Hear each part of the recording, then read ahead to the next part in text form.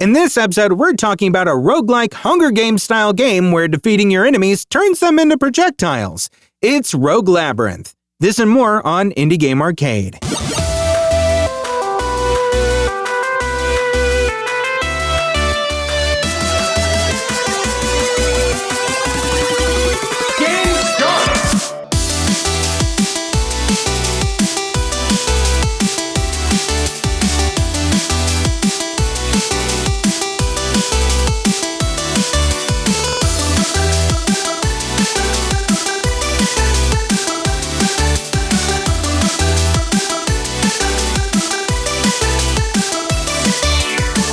Welcome to Indie Game Arcade, a podcast that deep dives into the latest and greatest indie games. My name's Chris. I'm Joseph. And somebody described me on YouTube today as a mix of MatPat from Game Theory and Rex Splode from the cartoon Invincible. So I don't know. I'm not sure what to completely... If that's that second one, I don't know if it's a compliment or not. Yeah, I'm not. I don't know either. I'm not entirely sure how to. Is it Rexplode energy or like Jason Mantzoukas energy? I don't know. Hey man, I don't know, but you know what? I do love Jason Mantzoukas, so I'm gonna. And you know what? I love MatPat too. God bless them both. I'm gonna take it as a compliment. All right. So I don't know if it was meant as one, but I'm gonna take it as one. So thank you. Let's talk about a game though. Game start! So Rogue Labyrinth was released September 1st, 2025, developed by T-Witch Games, published by Indie.io, retails for $14.99. I think both of our games did this past week, didn't they? They did. Yeah. Look, they're twins. In Rogue Labyrinth, you're playing as Iris, an aspiring leaf guardian who needs to speak with the great tree in her home country of Lantanis. However, unfortunately, Lantanis was taken over by this narcissistic billionaire media tycoon named Echelon. Gee, I wonder what that's like. What's it like, Joseph, to have your country taken over by a narcissistic billionaire? Anyway, and this guy, who suspiciously looks a little bit like Mark Zuckerberg, he built this huge, ever-changing coliseum where he hosts a competitive battleground-style game show, which is now blocking her way of getting to the Great Tree. But the prize for winning the game show, however, is the throne to the kingdom. So if she wins, she can definitely get access to that tree, at least I'm thinking. So Iris enters the Coliseum and battles her way through. That is the setup for the game. And this was one that you said that you had also put on your wish list at one point as well, right? Yeah, it's one that I literally put on there probably either last week or the week before, but it looked interesting to me. I am really curious to hear how it plays. Let's talk about like the basics of it first. So like you start with a melee attack weapon, which in this case is a tree branch. It fits the theme. You have a magic attack that can be upgraded and customized as you progress. You have a more powerful super attack that has like kind of a power up gauge for that. And then you can also equip up to 2 additional attacks that you steal from rivals after you defeat them. I'll talk a little bit about those more. That's very Mega Man-esque. Yeah, I really like that. Even though there is like upgrades and blessings and things that you will earn, the like big thing about this game, like the main like point of battle and everything is that it's always going to come down to bouncing stuff around the map. Because everything is a projectile. Everything, Joseph. So wait, even melee is projectile? Well, no, what I mean is like everything in the arena when you get in there is a projectile. Like, let's say you go in, you're looking at your layout here. You're inside one of the rooms. There's like some enemies. There's some trees. There's some rocks. There's a log. I can go beat that tree like a few times, and then that tree turns into a spinning log that I smack and like send flying across. So like everything can become a projectile. Yes, I see. absolutely. Yeah, everything. Literally everything. And okay. it is... Tell me, like, is it like a parry-esque system where you're hitting things and they react to your hits? Or I guess, how does that feel, like, gameplay-wise? If, like, that log is coming towards you, Yes. can you hit it and keep it spinning the other way? You absolutely can. So, Okay. yeah, you're able to parry everything just as well. So, and the best part of it is, like, this includes, like, when I talk about everything is a weapon, I'm also including enemies that you defeat. So, like, if I down a couple enemies, then I can, like, knock those across the room into other enemies to do damage as well. Which is, so, like, the more that you do and the more, like, enemies you defeat, basically the more projectile weapons you have at your disposal. And same for, like, if you just start destroying the environment, then again, the more weapons you have at your disposal. It gets insane. How does it keep from getting, like, overwhelming with a lot flying on the screen? Because I assume not all projectiles are good for you or will hurt you when they hit you. So how can you differentiate the ones that you're, like, sending versus the ones that are coming at you? Does it ever get, like, overwhelming on the screen?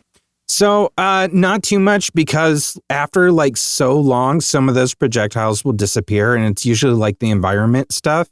So, like, it's kind of like, I don't know what the number might be, but, like, maybe a spinning tree log has, like, only so many wax left that it can handle, and eventually it's going to just shoot off the screen and be gone. So, like, okay. Eventually you'll start, like, running out of things, and it'll be... I see. So it's not like it just continues filling, like, infinitely. They are temporary. Okay. But you do have them for quite a bit. Like, they will bounce around for a while, and they'll bounce off stuff. Like, they'll bounce off the walls. And again, you can parry them and stuff. They'll bounce off other objects. They'll bounce off the enemies when they hit the enemies. So, like, the physics of this game are really nuts, and it just makes it, like, really fun.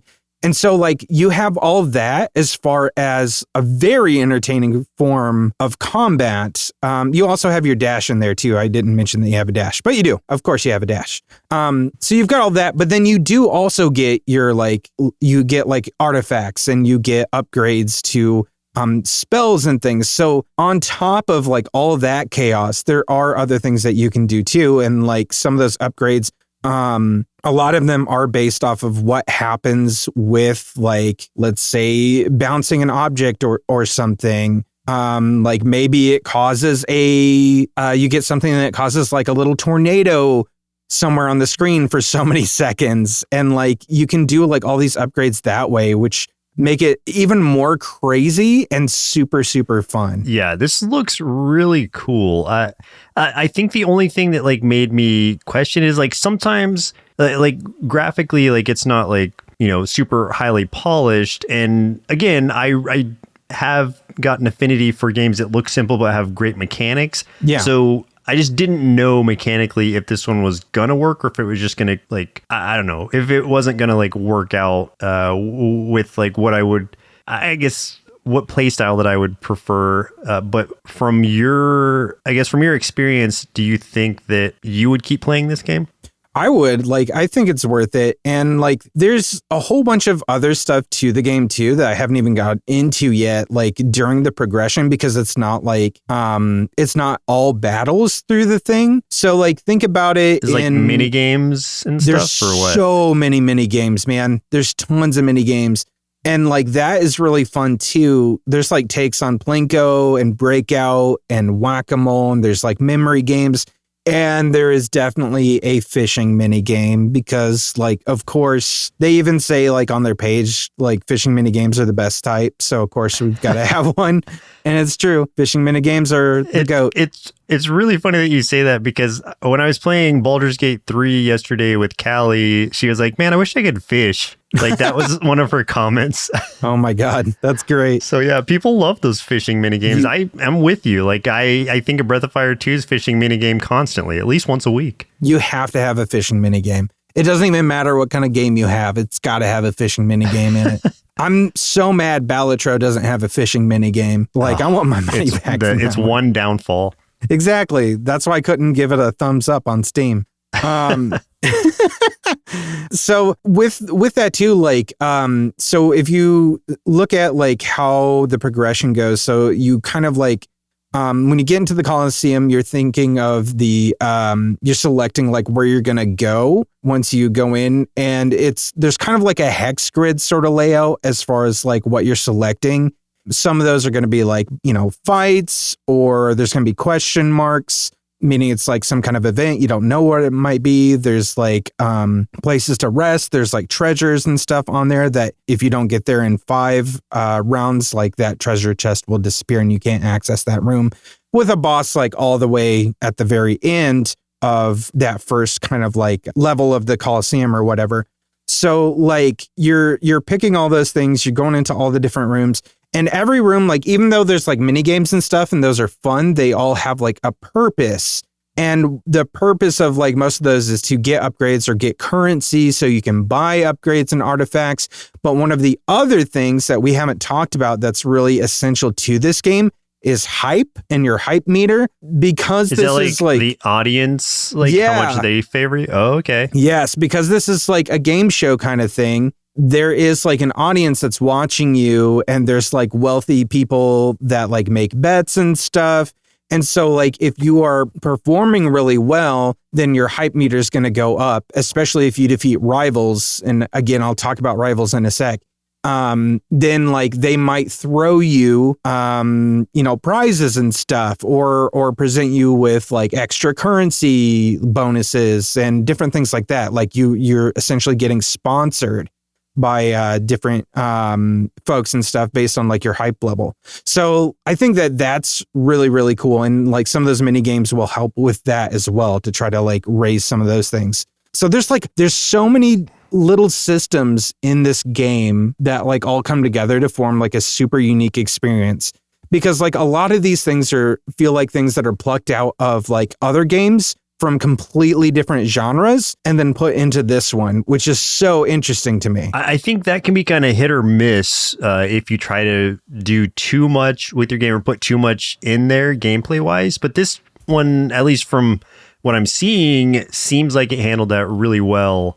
And it has just a nice blend of all of it, with the main portion being the roguelike, I guess, progression of your time in this game show thing. Yep. And then like you also are able to like wander a little bit and like talk to NPCs and things. And then there's like kind of the game show announcer and stuff that you interact with a lot. Like there's a lot of interaction and like written dialogue and stuff in this game too. If I remember right, like I didn't put it in my notes, but I think I read there was like 4,000 lines of dialogue written for this game. Yeah. Wow. So it's got like an RPG aspect to it as well. It does. Absolutely. It does. So that's like really, really cool. Oh and like this seems like a huge like labor of love that I know, especially for one that I haven't really seen much like info about. I just like literally the only reason I found this is because like every couple weeks I scroll down the upcoming games lists on Steam. And like anything that looks remotely interesting at all, like I click on it, I open it, and I look to see what it is. And I'll make a note to see if it's something that I want to come back to and look at more later. And this was one of those. Like I haven't seen anything else about this. And like I feel like it really deserves so much more attention. Like there's like 59 reviews so far. So yeah, like I think like part of it is that it just came out on like, Silksong week, which is to its detriment, but also like it just seems like one that it would just be under the radar unless you are doing something like we do, which is like check the upcoming games list and see what might be coming out that we haven't heard about, because there have been some really cool ones that have, and I've, purchased those on a whim and really enjoyed my time with some that have like, 12 reviews or something. It's like, man, how do more people not know about this? Like that's part of what I love about like this show is when we get to bring games like that to more people's attention, so that hopefully we can encourage other people to play them, buy them, whatever. Oh, 100%. And like the more people see games like this, then the more people will be encouraged to make their own games too. So it's kind of like a cycle essentially. Yeah, right. And the more games like this we will get, which is fantastic. Which is good for us. Yeah, great for us, great for content, but also great for just pure gameplay fun. Like this looks right up my alley in a lot of different ways. So I think you'd like it. I just from what I've seen of it, and like I said, it was on my wish list and it was a maybe for me, but it's turned into a definitely after this. Let me explain like 2 more things real quick before I wrap this part up. For you specifically, I think that when you first start playing, you're going to almost like when the game we talked about last episode, it's going to feel, I think, too easy at first, but then it will start to scale up in difficulty. But like the first 2 bosses, the first one especially did not feel too hard. The second boss definitely a little bit more, but like wasn't that bad. But like it will definitely scale up. And I think with like the more stuff that you can unlock and stuff too, and like trying different builds and stuff, it's going to add a lot more replayability too as the difficulty scales. Especially with the variety of things that are happening. Like it's not just you running through rooms and fighting. There's also all the other stuff thrown in the blended in with all of that. Right. And like the variety is huge too, because there's like 4 biomes within this thing. There's 100 possible rooms within those. I think that's per biome. So it's like any number of runs is going to be so vastly different because of that. So yeah, it's the replayability on this is ginormous. Also, I see that you can pet frogs, so that's cute. Yeah. Oh, and it has a secret capybara room, a little guy in his tub. So it's like it was made just for you. Instant buy. Yeah. Let me talk about those rivals though, because I keep saying I'll talk about them and I never do. So like you're also like running into like as you go, this is part of that RPG sort of aspect to it, but also like that steal a thing, Mega Man thing.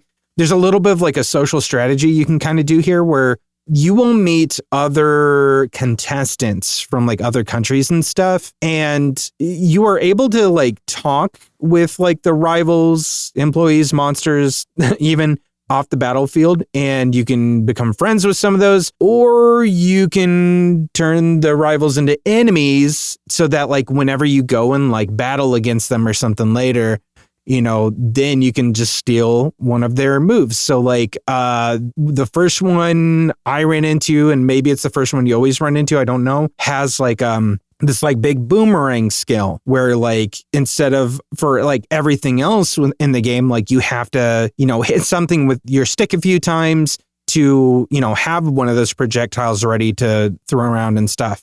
Well, this guy's got one like, you know, right at his hip. He's got this big boomerang. So like that was a really cool skill for me to have, you know, really early on. So defeating him, you're able to equip the boomerang to like one of your 2 extra skill slots. If you run to a different rival, defeat them, then you can add something else. Or a third one, you can choose to like swap that one for one of the other ones. Like if you want to swap the boomerang out. So that part of it's really cool, and I like that a lot. Yeah, I mean, again, just adds to the variety of things you can do. There's just so much to this game. Like this dev put so much work into it that it kind of blows my mind.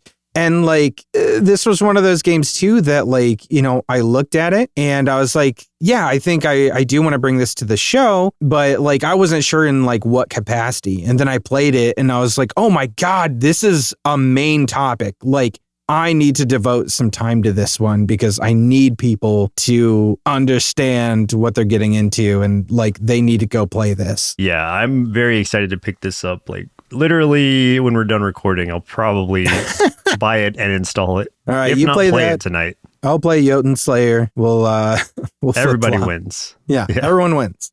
Power up! Hey, if you're enjoying this episode so far, do us a favor and throw us a like, a follow, share the episode or the podcast with folks who love indie games so we can get more of these game recommendations out there and support our indie game devs. We also have our YouTube channel at youtube.com/nerdsloth where you can catch us playing more indie games or check out our top 5 and top 10 series for even more indie game recommendations because we believe there's an indie game out there for everyone. Combo! Let's talk about some other games we've been playing this week. You liked Neon White a lot when that came out, correct? I did, yes. Let me tell you about Jetrunner. So this is a parkour FPS with lots of midair power-ups that keep you going, lots of targets to shoot, gadgets that'll change up your movement style, challenge modes, leaderboards, all within the idea of this is like part of like this huge global like sport phenomenon. And you are participating in it as, get a load of this. Okay, the character's name is Nina White. Get it? Okay. Is it really? Yeah. Okay, so they're Nina just White. wearing that on their sleeve. I think they're very, very aware. Yes. This is Nina coming back to the sport after she had a very significant injury. Like the tutorial mode is like her like at night, kind of like doing these like starter courses and stuff, kind of relearning everything. It's a really cool way of letting you in. And there's this like other character voiced by a very prominent voice actor that you will know from Critical Role. And you can just take a guess at who it is because he was on another episode not too long ago I was talking about, who's like kind of like, you know, guiding her and stuff and her support. It's got a really good story that like goes along with it. And you really get attached to Nina as a character quick because she feels like a real person. So it's very, very good in that aspect. But like, as far as the gameplay, there's over 60 arenas. They're all this sort of futuristic reflection on real world places. Like there's New York, Seoul, other places like that. It's very fluid. It looks awesome. The art is kind of like this really clean cell shaded style with like real thick lines, almost kind of in that Borderlands kind of style. Except this isn't like, you know, super rusty, grungy kind of stuff. It's like very clean and futuristic. Yeah, it looks very, very colorful, very saturated. And one of the things I like too is like the sound effects will actually show up like on the screen. So like if you might see like, you know, if you, let's say, hit something, like shoot something like with your gun, like a target while you're doing the obstacle course, you will like physically see the word like bang and like a halftone thing with like a drop shadow show up somewhere.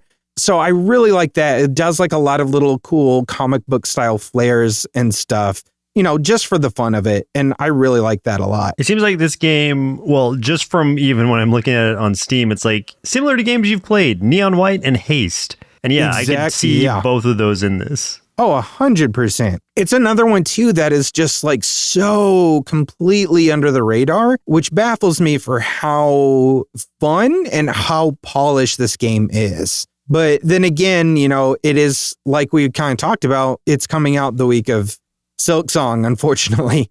So like a lot of games are getting overshadowed, even though it they're came out excellent. the same day as Silk Song, which is even more unfortunate for it, because not only is like it up against Silk Song, but also like Steam getting like shut down for a little bit, like also impeded that. So yeah, I could see people definitely loving this game if they're into games like Neon White, like Haste, or even to some degree, I don't know. For some reason, it's mentioning Trackmania and Titanfall in its description, which I've played Titanfall, and that's like a way different kind of game. And I don't know what Trackmania is, but sure. Yeah, I don't know Trackmania. Like, I did see the Titanfall thing, and that kind of cracked me up. I wasn't sure. Maybe just like in some of the, I don't know, some of the look, but I don't know. That feels like a real weird one to mention. But like, I guess, and a very, like a bit of a stretch as far as the design goes. Sure. But, and maybe it's just kind of like the wall, like jumping and stuff you can do in the Titanfall games, I guess. Well, maybe. Could be. I don't know. I don't know. But I do think that if you are into games like Neon White, you would really like this game. And if you just recently played Haste and you're looking for more, like you're done with Haste, hey, this one would be a great follow-up. Oh my God, absolutely. This is like the best possible one to get into right after finishing that up. Absolutely. Developed by Riddlebit Software, and it's $19.99, currently on sale for $17.99. So if you want to get it, go do it now. Right now. Right now. That was my angry, grumpy voice. So now you have to do it. You're obligated. Sure. Did you play? So I have two games that I want to talk about. One I played a demo of, and one was one that I beat this week. So oh, wow. The demo I played was for a card game that came out. Oh, did the demo come out? Let me see if the actual game is going to come out anytime soon. No, it just says 2025 release. So this one is called Barely Brave, and it is a roguelike deck builder, but you are a teddy bear who has just been like, you're like an abandoned teddy bear that's been put into a toy shop, but in a Toy Story-like fashion, when the humans aren't around, the toys come to life. And in this toy shop, to get like prime real estate on the shelf, you have to participate in like underground battles with the other bears, at least. Maybe other toys too, but at least with other teddy bears to get prime real estate on the shelf. And oh my God. So the story in and of itself is funny. And then the graphics they're pretty simple, but they're appealing enough. Like you've got your the toy shelf and the crowd of other bears watching you as a background.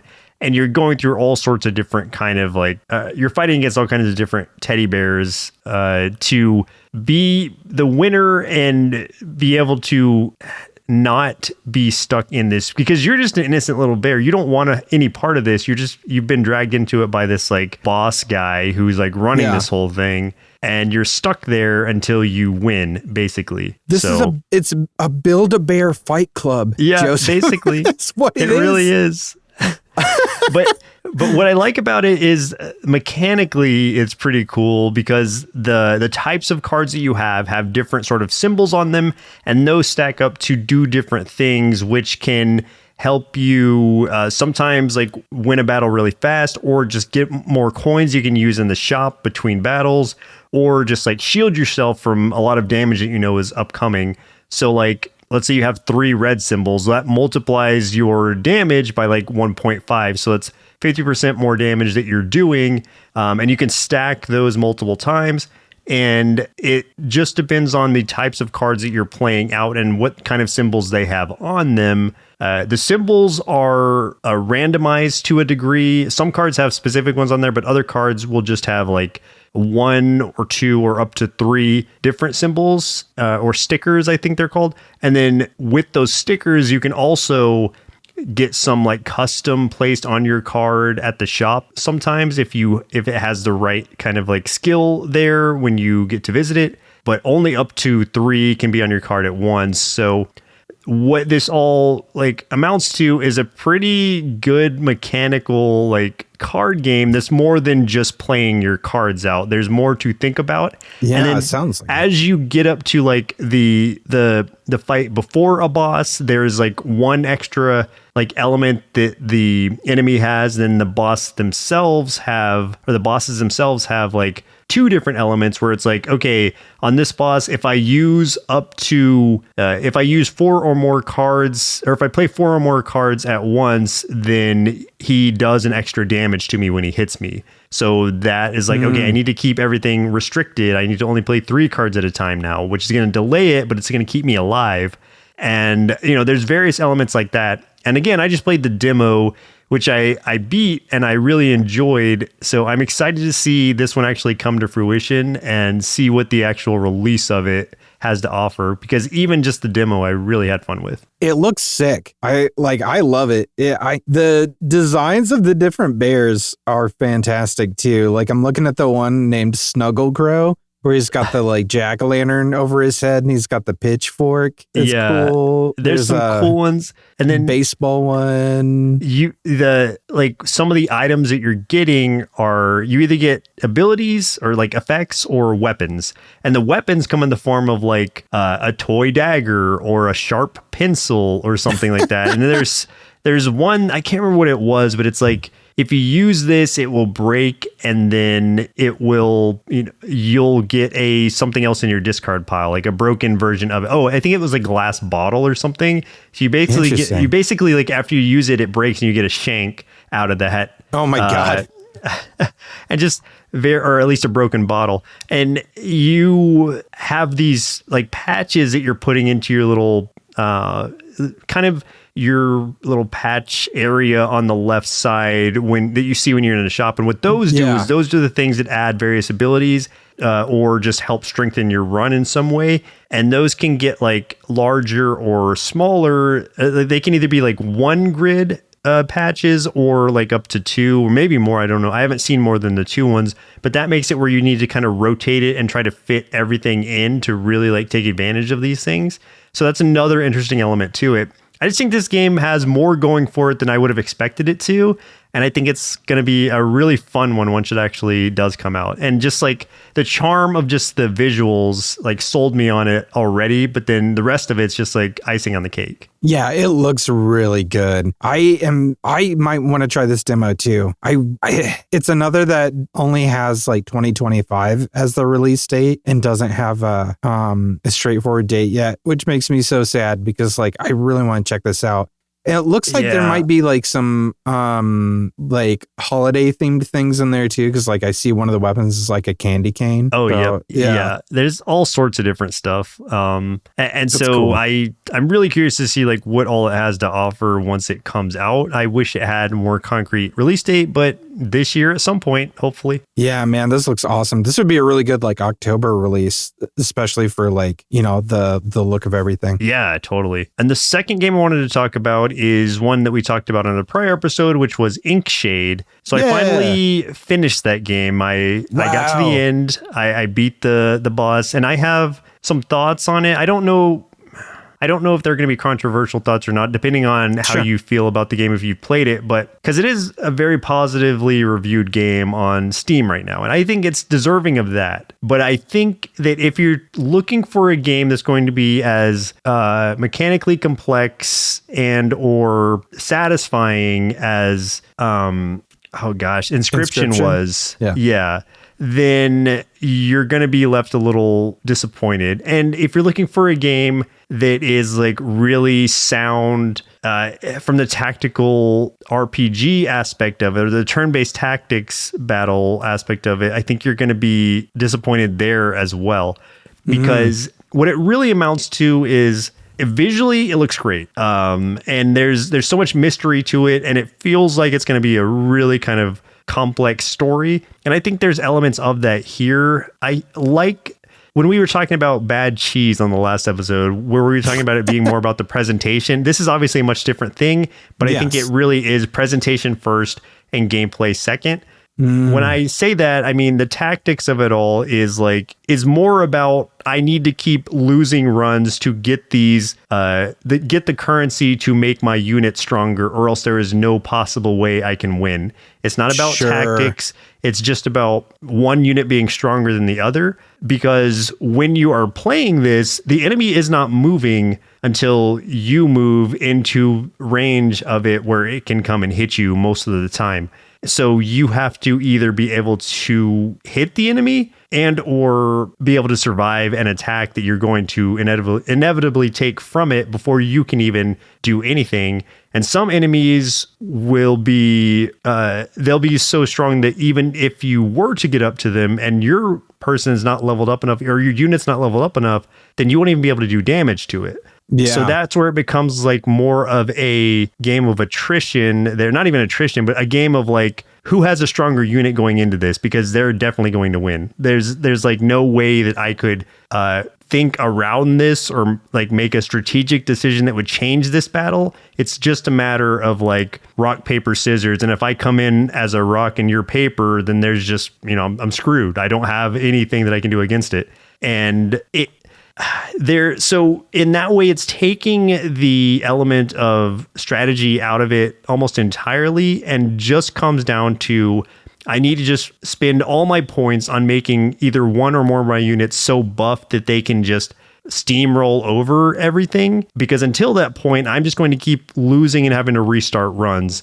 And the first couple times that happens, you're like, okay, cool, I just need to get stronger. But then, I'll start being able to strategize and stuff. And then it hits you pretty quick that that's not going to be what you're getting yourself into. And it's just going to be like, well, I guess I just need to focus all my points on this guy so that he can tank all of these hits and not take any damage from it.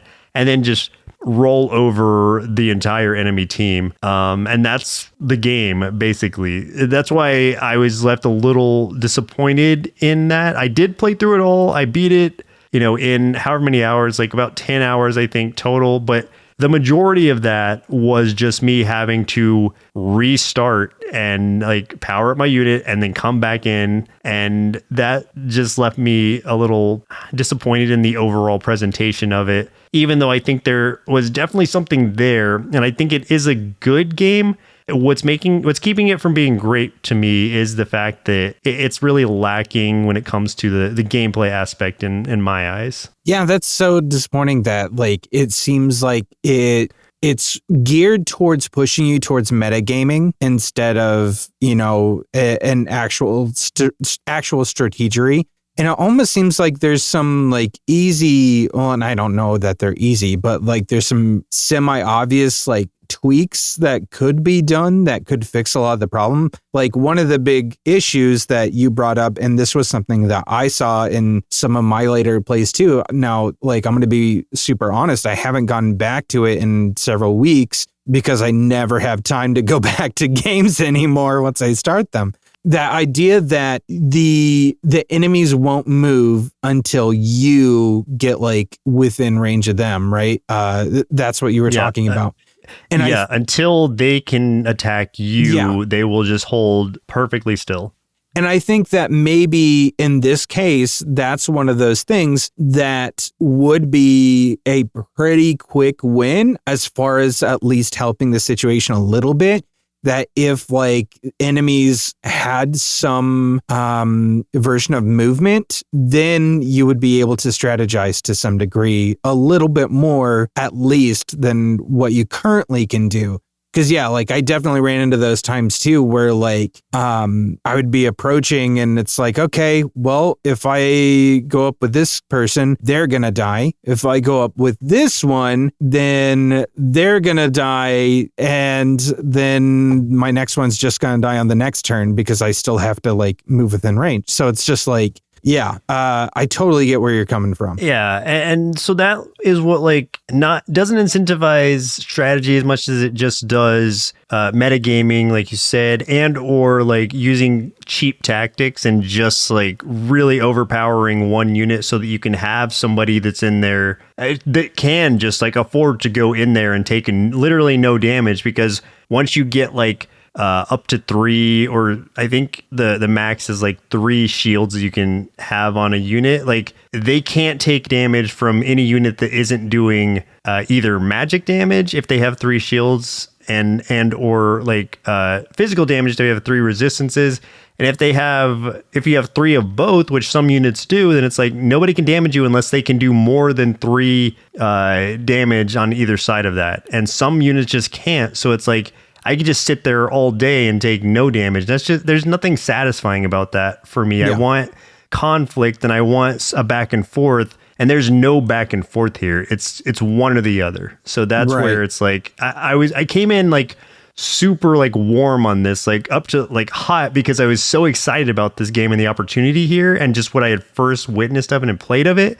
But I got super cold on it the more that I played it, in a way where it's like, oh man, like this, it let me down in a way that I think could have been easily remedied if they just thought about that part of it a little bit more. Yeah, that's too bad, man. Like that is super disappointing to hear, because I had really high hopes for this as well.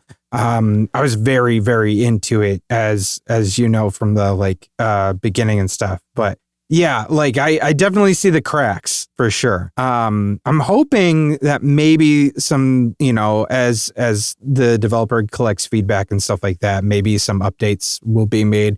I see that they've already got like one update, either if it's out or coming out. I'm not sure. I don't think addressing any of the things that we've talked about, but just the fact that you know the game just came out, he's already got an update coming. Hopefully that means that this will be a very attentive dev that will, you know, keep working to try to make this a better game. So yeah, I hope so. I think it is a beautifully made game, and I think there's so much opportunity here. It's just like, could some of this be like patched and like improved? I think so. So hopefully it does get to that point. Yeah. I do want to congratulate you real quick because this has been the first week that you have not done a peak update. So I want to give you some accolades real quick. Oh, well, unless you're about to break it. No, I do. Well, you reminded me, and I was like, okay, my peak update for the week is. I'm taking the accolades back. That's fine. I have to mention at the very least that I finally got the astronaut costume from flying with all the balloons like hooked to myself. Well, nice. I didn't hook them to myself. Like what happened was I was trying to let like Callie get it first. So I was like, I think you just need 6 balloons. So we put them on her and I tried to put her we tried to position ourselves to where she was under something so that when she started floating, like she would stop there. But like she didn't stop and she just like kept floating so high that when she hit the ground after the balloons ran out, that she died instantly and then bounced like way too far away from me where I could not like revive her or anything. It was tragic, but we both got the astronaut costume from just her sacrifice. So it was that's like, awesome. Okay, kind of worth it. That's very cool. Have you been able to sleep dart the counselor? I have not. I've only seen the counselor once, but I did get the achievement for confronting him or whatever. But I haven't. I don't know that sleep darting him does anything or gets you anything extra. I don't know if you've discovered this. Maybe not, just because like I'm definitely the more lore hound of the two of us. But there is like a bit of lore to this entire game, and especially involving that counselor and stuff.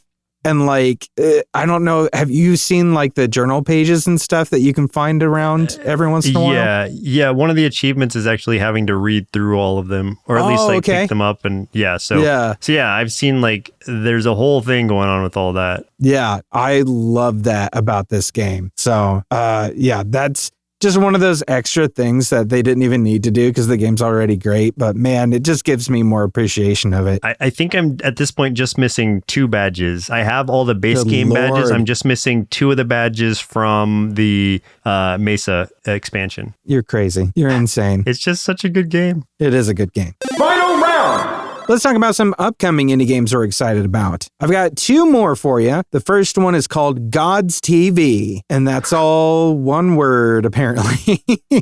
GodsTV, no space. So this is like a bright neon cartoony action RPG where, kind of like the game I was talking about, with Rogue Labyrinth, you are a contestant in an interdimensional arena battle TV show trying to earn fame and favor from the gods. What really got my attention with this, well, first of all, just the look of it, because it looks awesome. But like the idea of it just felt very X-Men Mojo-verse to me, which I really love, and I knew was something that you were also really into. So I had to dive more into this. And like the more I looked at it, the more wacky I realized this was. And I was like, I have to make sure you see this. I mean, I love the whole Mojo-verse, just aesthetic and idea. I'm looking at it right now. So it's a roguelike, but okay. So it's a show. Is it like the one that you were just talking about, like the main topic one? Yeah, I think it's borrowing a lot of the same ideas as Rogue Labyrinth. Yeah, it's like an action RPG. It's like a labyrinth that you're kind of like going through for this show, and you are trying to gain favor, in this case, from the gods. It looks very cool. Aesthetically, like it looks great. Yeah. And I love the idea of it. I'm excited about it. It again, coming soon. When is soon? I need to know. Soon, Joseph. Soon. Come on, GodsTV. Yeah. One of the characters looks like a piece of pizza that has like clown hair. I'm into it. Yeah, why not, man? I like the really big burly guy that with a sack on his head, with a tiny paper sack. For a head. And he's in underwear that just say he's hello wearing like on a them. thong or something. Yeah. All right. So fair good. enough. It looks really cool. Yeah, that's cool. I'll throw it on my wish list. So when it does come out soon, whenever that is, I'll be aware of it. Well, keep your wish list ready because I've got another one for you to add to it. This one, friend, is Wild Blue. This is the spiritual successor to Star Fox that we have always wanted. in every way, shape, and form. This is 100% the modernized take on that franchise in every way you can think of. And to make it even better, the developer of this game, Chunhai Labs, is headed up by Giles Goddard, who was the one of the original developers of Star Fox at Nintendo. Dang. This looks amazing. Yeah. And you even have your like anthropomorphic animal party. Yes. And like even the logo looks similar. Like if you're looking at that, like it's got a similar color scheme, similar like outlines and stuff to it. But yeah, you've got your anthropomorphic characters. Your main character, instead of Fox McCloud, you got Bowie Stray and the Blue Bombers as they're soaring through the skies on a mission to save the world. One of them is a kangaroo. Yeah, one why is not? like a horned lizard. Oh man, this looks cool. Yeah. Yeah, I wishlisted this for sure. This feels like a 2026 release because all it says is to be announced. So that's not a coming soon. It's not a 2025. This is a 2026 at least. Yeah. But wishlisted. It looks absolutely gorgeous. The UI of everything has me really excited too because it looks like, I mean, like I said, everything you can imagine, it's got it like similar kind of airship, similar like HUD as far as like your how you're aiming and stuff. You've got your three buddies and their ships kind of like flying off to your sides and stuff as well. Like something will pop up and they'll say like snappy little remarks to you like in the corner. It's amazing. And like the environments you're flying through though, like these worlds are insanely cool looking. And like there's like weather patterns and stuff. And this, to me, this feels like, it doesn't seem like it's space bound at all. This feels like if Tailspin and Star Fox had a baby. Oh my God. Yeah, that's such a good description. Yeah. Because it looks like they're just flying in more terrestrial like areas, yes. Just like whatever planet they're on, just flying around that. But that's still so many different kinds of environments. So you're not just flying through space or anything. Like you are flying through the desert, flying through a grassy area, a cold area. Like there's so many cool looking things. And like, it's definitely the on-rail shooter type thing. So Star Fox 100% inspired this, obviously, since one of the original developers is part of this. But yeah, this feels like the Star Fox game that we've been wanting that Nintendo is just not giving us. Yeah, absolutely. Like the franchise was just kind of killed over at Nintendo. And yeah, Chunhai Labs are definitely picking the ball up and running with it. And I'm so excited. Here's my question though, and this is the big one. They can't say do a barrel roll. So what what are they gonna say? Oh what man, I did see one that's like enemy missiles coming up behind us instead of like incoming enemy missiles or something. So enemy missiles, yeah. Yeah, so it's like there's gonna be some like nods to this stuff for sure. Oh, absolutely. I love that. So cool. Yeah, I can't wait. Yeah, you're right. I wishlisted it instantly. Yeah, this is probably the most like excited I've been for a release in a really long time. I feel like I say that almost every episode now, but like something new keeps coming along. But like this one is hitting my nostalgia like way harder than anything I've seen all year. I feel like I always think like, oh, I've got too many games. I need to stop buying games. And then games like that'll show up and like, oh, well, I guess I'm not stopping. Yeah. It's like, oh, well, I guess I would pay so much money for this one. Yeah. I would pay a full $60 price range. I'm sure it's not going to be that, but like if the quality's there and it's got enough gameplay to it, like this is when I'd throw a lot of change at. I believe that Chunhai Labs also made Curse to Golf, which I think we talked about a little bit last week. I think or maybe 2 weeks ago, we brought it up. Okay. You know what? I need to play that game. Yeah, we have it, I think. I think I bought it. Yeah, it's just like other games come out and I forget about the ones that I've already bought. It's unfortunate. Yeah, exactly. Okay. So the one I wanted to talk about real quick is by this indie developer Lizard Smoothie. This is their first game, and apparently this is just a indie game. On their page it says an indie game development studio of game developers who love lizards and sweet drinks.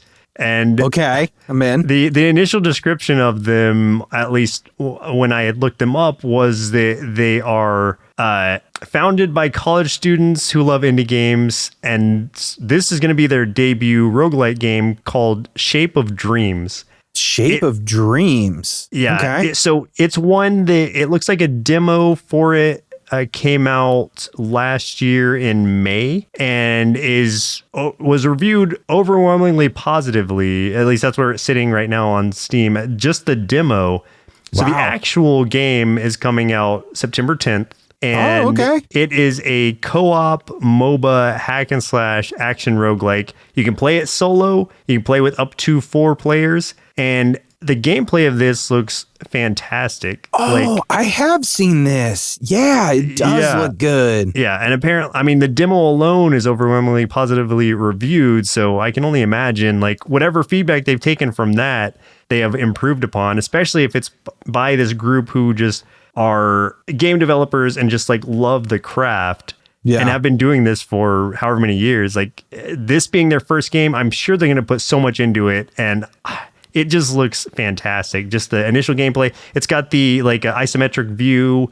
You're zoomed out and you're, I don't know, think of like Hades or something like that kind of perspective, but you've got all these different abilities. It looks like you can go through, you're these fun looking characters. You can play with your friends. It seems like this has a lot going for it. And I had maybe seen the demo of it before, but it wasn't until like just now that I figured out that it was coming out soon, like next week, which is crazy. And definitely one I wish I'd kept my eye on more. Oh man, yeah, the detail on like the character design and like even just the environments are so beautiful, honestly. Like, oh my God, I am so into this. I think like one of the main characters, one of the main playable characters is like a lizard man. So yeah, they do in fact he's love like lizards. A cowboy looking dude, like a lizard cowboy. Yeah, I mean, as Lizard Smoothie like being their name, that kind of makes sense. Yeah, I'm really digging the designs of these. There's also like some sort of almost looks like sentient, like a robotish,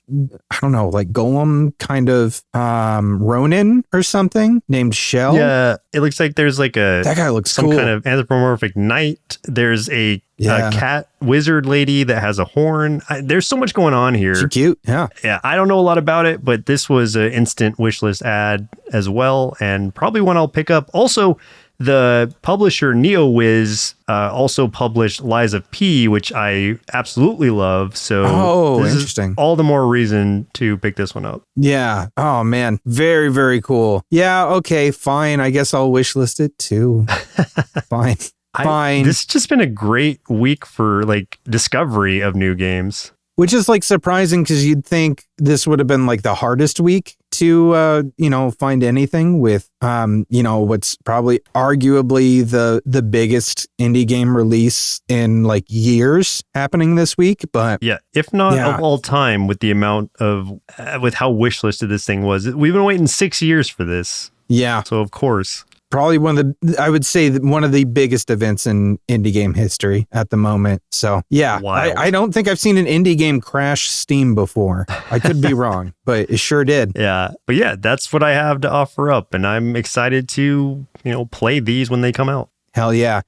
Game over. If you had a good time listening to this episode, stick around for the bumper. Learn how you can help support the show and all the things we do here at Nerd Sloth Creative. You can also check the show notes for our link tree, which will take you to our social media, Discord, subreddit, merch store, all those other things.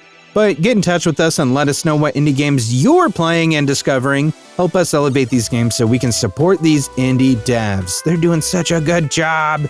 But that's game over for us. My name's Chris. I'm Joseph. And we'll continue on the next episode. Continue. Indie Game Arcade is recorded and produced by Nerd Sloth Creative.